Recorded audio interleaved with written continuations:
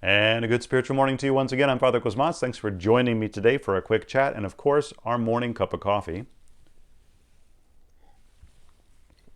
Oh, that's hot. And I wanted to pick up on something that I was writing about in our monthly bulletin at our parish in October, the idea of light and darkness. And so just sort of generally now we're officially in fall, right? We're in autumn, and the end of the week will be in October, and we know what that means. Halloween is right around the corner. So it's that time of year where you expect to see, scary things on TV, scary movies out in the theater, commercials. Everything is sort of going to go a little dark as we prepare for Halloween. But what's amazing is that now it seems to be everywhere all the time. It used to be a month when I was a kid, and I remember on TV you would see the old scary movies they would play because, well, it's Halloween is coming. So, and if there was a new movie that was coming out in one of those franchises, it would always come out around this time of year, Friday the 13th, or literally Halloween, Nightmare on Elm Street, whatever it was, and they would play the old classics, the old scary movies, whether it was a Dracula movie or a Frankenstein movie, or the newer ones you could see, from the 60s or 70s, whatever. It was limited, though, to basically October. Now it's everywhere all the time. And what do I mean by that? And again, we don't have cable, but the new shows that are coming out, whether they're movies or TV shows that are streaming, they're there. An example from a movie that just came out on streaming services on Disney Plus, the new Thor movie, Love and Thunder, came out. It's one of the new Marvel movies, and it's supposed to be lighthearted, supposed to have some fun parts, supposed to be, have some comedic elements to it, and it is funny. It also has some horrible parts to it that are really scary and really read like a horror film. I mean, there are monsters coming up out of shadows abducting children. A little rough, a little dark for a movie that's supposed to be a fun comic book movie, as an example of a movie. Then you're looking at new TV shows, again on Disney Plus, the new Star Wars show that came out, Andor, that's just released recently. And I try not to watch this stuff, but again, I'm a father of 6. I've got 4 kids at home. We end up watching a few things. So I tried it, I watched it, and I thought, okay, wow.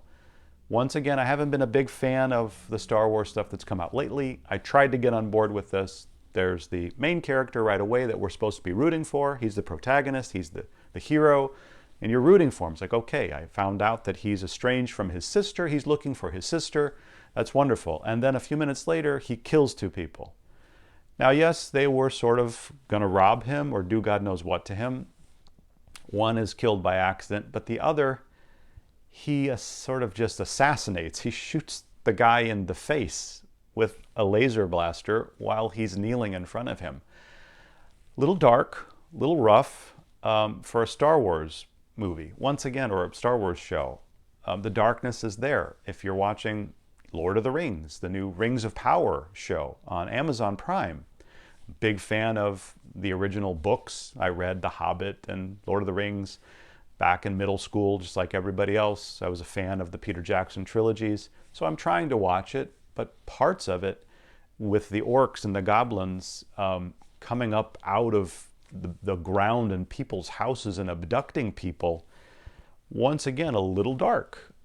And these aren't meant to come out at Halloween. They're coming out just because these are the ways now that we're making shows and movies. Don't even get me started on Game of Thrones. I didn't watch that. I know it's getting good reviews, but talk about dark and just evil. Horrible stuff there. So really, I think what I was getting at and thinking about some of these things around this time of year now is the darkness is sort of there all the time, and now it's even more pervasive. And as a society, for whatever reason, we tend to have this proclivity for it. I don't know why. It fascinates us. But for Christians, for us as Orthodox Christians, we really need to try to limit our exposure to this as much as we can. Yeah, it's there. Yeah, we're going to do some fun things, but it should be about trying to do fun things. And it shouldn't be about trying to really scare ourselves, especially our children, and to make sure that we want to have a clear mind and we want to have a clear and open heart.